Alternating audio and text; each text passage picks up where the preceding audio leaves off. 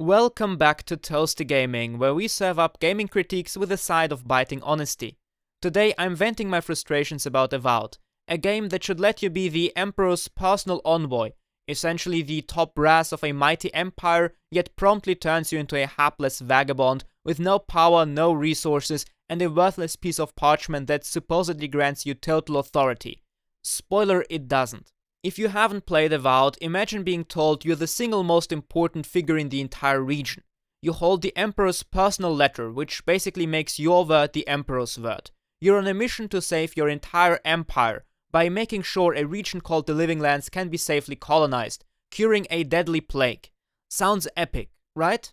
Well, brace yourselves, because the game immediately forgets any of that matters the moment you wash ashore. Get ready for forced companions, fetch quests, and a story that fails to realize you're supposed to be someone somewhat important. This is Avowed, the tutorial on how to not do a story about a protagonist with some sort of authority and responsibility. Let's break down the premise Avowed claims to offer in its intro. You're introduced as the trusted advisor to the Emperor of the Aedyran Empire. This isn't some random guy, this is someone at the heart of Imperial power who presumably has the Emperor's ear and can shape policy. You are sent to the Living Lands on an important mission, bearing a letter from the Emperor granting you authority over every Aedyran resource available to achieve your goal in the Living Lands. This letter is supposed to mean your word is his word. Talk about ultimate power. The mission is no small errand though. You're to secure the Living Land as a new colony, quell the dangerous sickness known as the Dream Scourge, and stabilize the entire empire in doing so. If you succeed, Aedyran might recover from its losses and remain a formidable world power. If you fail, it's borderline national doom. Sounds thrilling. Like it should be an expansive RPG, letting you deploy resources all across the Living Lands, negotiate with local factions in the name of the Empire, and weigh huge moral choices affecting millions of people. Instead, Avowed places you in rags on a half-sunken sloop with no real backup, no actual authority, and apparently no memory that Aedyr is supposed to be an imperial juggernaut. The heartbreak sets in as soon as the prologue ends. After a big cinematic where the Emperor almost begs you to salvage Aedyr's future, you wake up shipwrecked on some remote shore because apparently the second most powerful empire in Eora only had one worthless boat available. That boat, by the way, can't decide if it was wrecked by reefs or cannonballs, so Avowed just implies that it's maybe both, which is real consistent. Any illusions of being a big-shot envoy with a large amount of responsibility vanish the moment you realize you had no soldiers, no advisors, no resources, and for some reason all you have is a furry deckhand who apparently saved your life and is your entire available crew now. Trust me, it's even worse in-game than it sounds in my description. The message is clear. Yes, you're the Emperor's envoy. No, that doesn't actually matter here. So much for the hyping up of being Aedyr's best hope. For those who haven't memorized Pillars of Eternity lore, the Aedyran Empire was once the big global superpower. Now it's only rivaled by Rauatai's navy. Despite losing major colonies like the Deerwood, Aedyr still has around 15 to 20 million inhabitants and the largest land army on the planet. The Living Lands are its big comeback project. If they colonize this new frontier and solve the Dream Scourge crisis, they may regain a lot of prestige and become a true major heavyweight again. In other words, sending one incompetent sloop and a single envoy with no guards is about as believable as the United States deploying just one mailman to claim the entirety of Antarctica. It's absurd given the Empire's vast resources. I saw some people argue that the reason why you don't have any companions from your homeland or any resources at all is that maybe the Emperor wants to keep this entire situation hush-hush. That's a great theory, except first of all, everyone on the island already knows about the Dream Scourge and your arrival. The cat was out of the bag weeks ago, considering that every goddamn pig farmer seems to know that you are the Aedyran envoy. The game says it takes about 6 weeks to sail between Aedyr and the Living Lands, so if the locals are writing letters home about a mysterious sickness and an Imperial envoy, so much for secrecy. And also, you do nothing covert. You introduce yourself as the envoy to random fishermen, smugglers, and whores. Hardly a clandestine operation. So if it was supposed to be secret, the game sure doesn't show it. And if it wasn't secret, then why on earth is the second most powerful empire on the planet only committing a single letter and a battered boat? After suffering through the shipwreck tutorial, you limp into Paradise, the major port city in the Living Lands, dumping your absolutely useless ferry crewmate. Now this should be the moment you finally assert your grand imperial authority and assume responsibility, right? Well, instead you find the city quarantined as there's a Dream Scourge outbreak and this forces a lockdown. Fair enough, plagues are serious. Then you find out that all the important officials in the region, the local Aedyran ambassador, whom you technically outrank, and the city's mayors have vanished into a haunted forest. So you, the Emperor's Envoy, with a letter granting you total command of any Aedyran resource available in the region, can now finally organize a rescue party of well-armed and trained troops, right? You even see Aedyran soldiers being camped outside the city. Well, wrong. Avowed decides you must team up with a random fish person mercenary named Kai, who's conveniently tied to Rauatai, Aedir's main rival. Why is this fish person your mandatory sidekick? The game never explains beyond, well, he's randomly at the pier where you landed, so just deal with it. You can't refuse, you can't say no thanks, I have my own men. The game railroads you into this buddy cop adventure with the very definition of a suspicious ally. Now, a buddy cop adventure with a character who has the same voice actor as Garrus Vakarian might sound interesting, but trust me, all it will do is destroy Mass Effect forever for you. But still, you don't even land on a special Aedyran pier. The same city that apparently has some Aedyran guards hanging around at another dock with a lot of personnel from Aedyr being there, instead shows you to a random pier with zero friendly faces. You are only greeted by the local militia commander, who isn't particularly friendly and thinks you're some lost hobo, then finds out you're the envoy and basically says, you can't go in because of the quarantine, now go find the ambassador and the mayor first. Oh, and you of course also meet the fish person, Kai. Where's the imperial respect for your letter? Where's actually any of your fellow Aedyrans greeting the envoy who's going to assume command more or less in order to deal with the Dream Scourge epidemic? Nowhere to be found. Well, that's a bit of a weird greeting for the Emperor's personal envoy. Well, at least there's some of your countrymen camped outside the city, soldiers ready to deploy if you order them to do so, right? After all, it would be an easy thing to find some local officer who can help you organize a search party. Well, that's not an option, as I mentioned. You have to do the dirty work personally with your brand new fish buddy. Avowed is so set on making you a powerless wanderer that it systematically withholds any scenario where your official status actually matters or where you're given the opportunity to assume responsibility or command over your fellow Aedyrans despite theoretically having that power. Now, here's a light spoiler fun fact. After you actually solve the quarantined city's first questline by saving the Aedyran envoy, you find yourselves being literally murdered by the locals. The big important envoy gets shot right at the gate by a ragtag group of city rebels. There's no epic fight, no imperial bodyguards you're provided with considering how hostile the locals actually are, just an instant demonstration of how despised Aedyr is. Then there's some cosmic mushroom voice that resurrects you, but more on that in a bit. Suffice to say, you're so unprotected and friendless that Avowed storyline can kill you without even a single Aedyran soldier from your country coming to help. This attack by the rebels ties into a larger narrative issue with the entire Avowed storyline. The game loves the idea that Aedyr is this oppressive force and the locals resent your presence. This could be a fascinating moral angle, and you could crack down on the rebellious natives or try to integrate peacefully. The problem is that you have no real control over the situation. If you're supposed to be the villainous colonizer, you'd need actual colonizing power. Troops, laws to enforce, resources to allocate, doors to bang down. Instead, you're just some wandering envoy who can't order anyone to do anything. The game tries to shame you for representing Aedyr, but it fails to depict any large-scale subjugation or administration. There's no colonizing going on really, you just rummage around like an adventurer. The largest attempt at shaming you in the Paradis storyline is the moment when you actually catch your character's murderers. They are rebels and you can force them to surrender towards the Aedyran authorities, after which they'll be executed.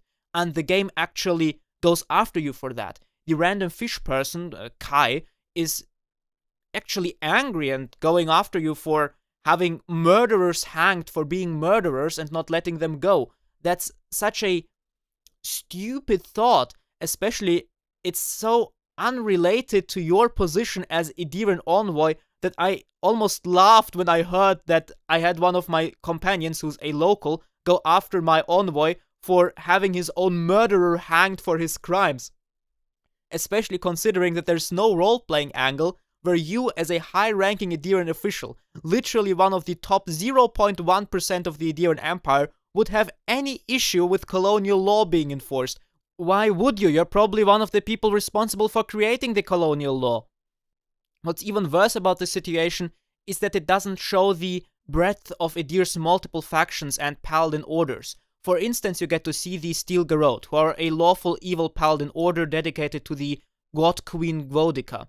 She's known for being ruthless to criminals, but she's also the guardian of law and contracts. They are, by the way, also supposed to be extremely evil because they hang the people who murdered you. Just to point out how absurd this idea even is, even today in many countries and certain US states, it's common to give people the death penalty for assassination and murder. This is not some outlandish idea, especially in a fantasy setting that's set in the early modern era. The fact that they were just hanged is literally merciful compared to the types of punishment we had in our own history for such crimes. Anyways, we only get to see the Steel Garrote in a desperate attempt by Obsidian to paint the Aedyrans as evil and push this narrative that we should defund the police, actually the Aedyran guards. In reality, within the lore, the Aedyran Empire isn't this brutal towards its occupied territories, or isn't even this brutal in enforcing the lore. There's, for example, another major paladin order who are the Shieldbearers of St. Elga. They're a far more diplomatic and peaceful paladin order that has served mostly as bodyguards to important envoys or diplomats, and who also act as diplomats themselves, as they were founded when the Aedyran Empire actually was created via the union of a human kingdom and a wood elf kingdom. So they also represent the ability of the Aedyran Empire to actually be very diplomatic and compromising, as it's literally an empire that was created from a union of two completely different peoples. They could actually act as a very interesting counterbalance if they were in the game, and especially if they would be assigned to you as bodyguards, so if you at least had one of those paladins as one of your companions to give you a different Aedyran perspective, or even give you any Aedyran perspective at all, considering that all your companions are from the Living Lands and not from your Aedyran homeland.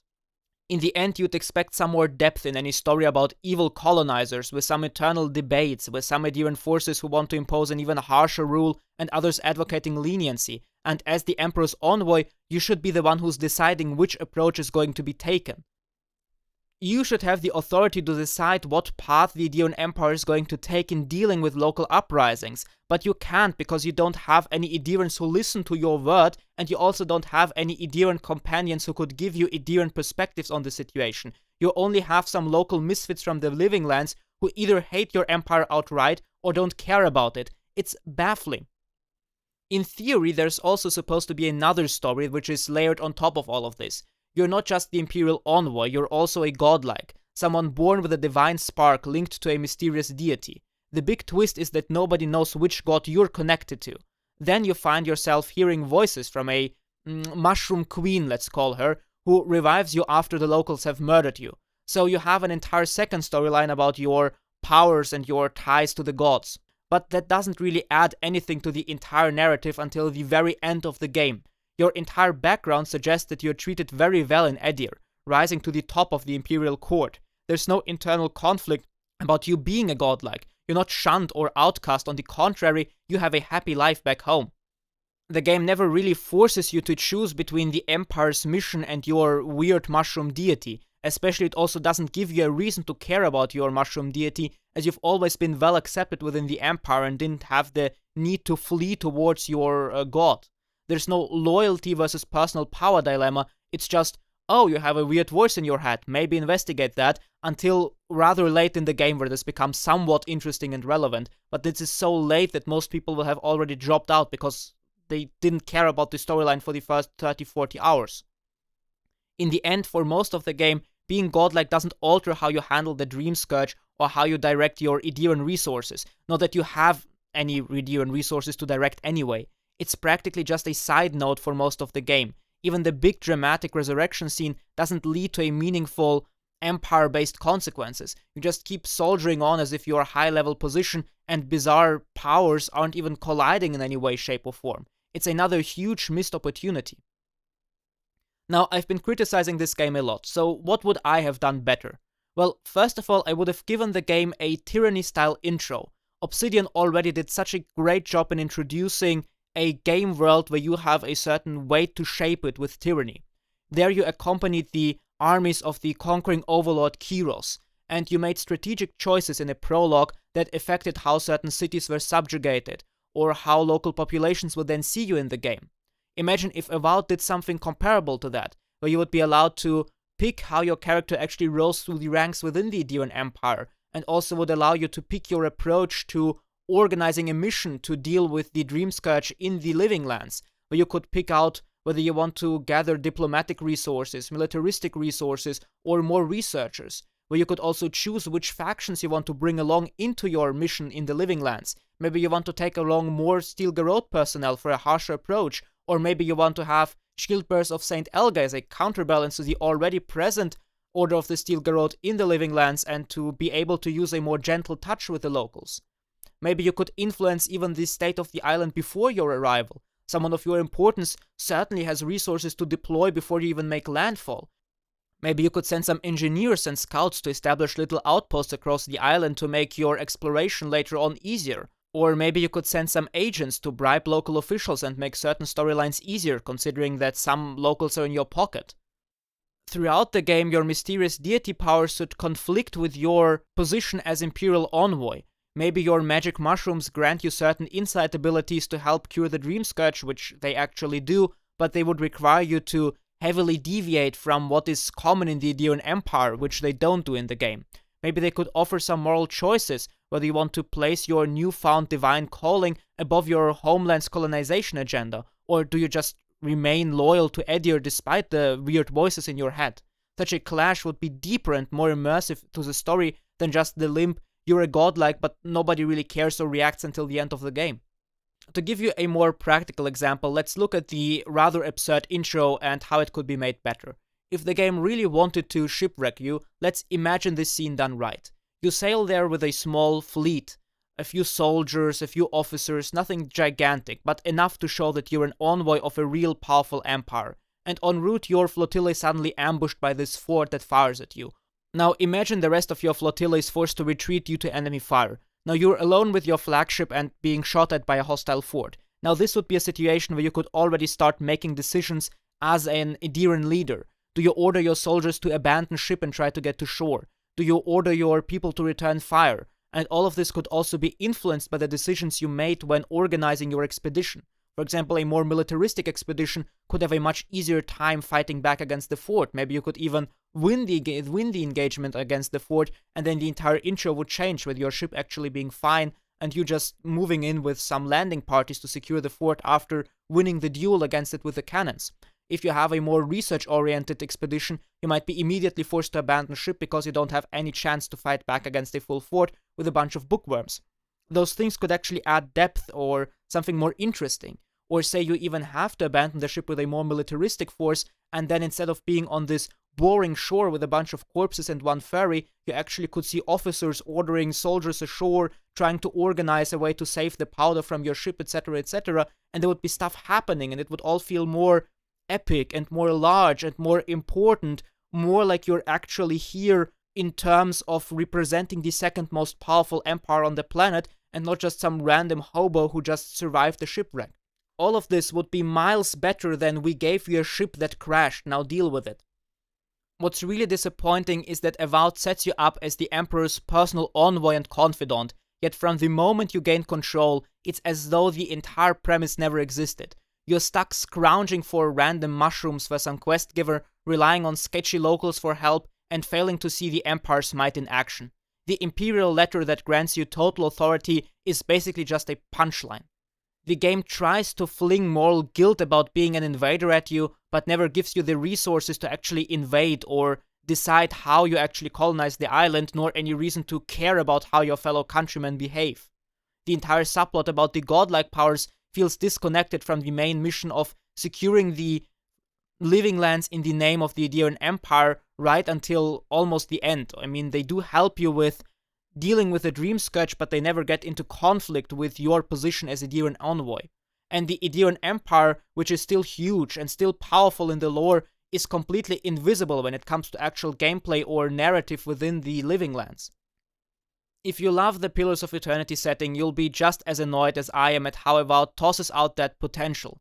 It's like the devs wrote two different premises. You're a top-tier envoy and you're a random adventurer, and then mashed them together without reconciling either. The result is a storyline that sells itself as a grand authority story but plays out like some indie quest hub RPG. And that's a shame, because it's very rare that an RPG even gives your character a background where they hold a position of power and authority, and where things like a management system like in Pathfinder Kingmaker could be sensibly included. So that's my extended rant on how Avowed wastes your supposed power and importance at every turn. If you manage to find a logic that justifies sending one person on a battered boat to save an entire empire, share it in the comments. I could use a laugh. For everyone else who shares in my frustration, welcome to the club. We can only hope that Obsidian one day relearns how to write good storylines in the future, if they have a future. Until then, I'll keep dreaming of the Avowed that could have been, a tyranny-like decision-making, actual management of the Living Lands like in Pathfinder Kingmaker, and a real sense of leading an empire's final push for glory. Instead, we got a lonely walk on a beach with a weird ferry. Thanks, Obsidian. Thanks for turning into Toasty Gaming. Stay toasty. Cheers.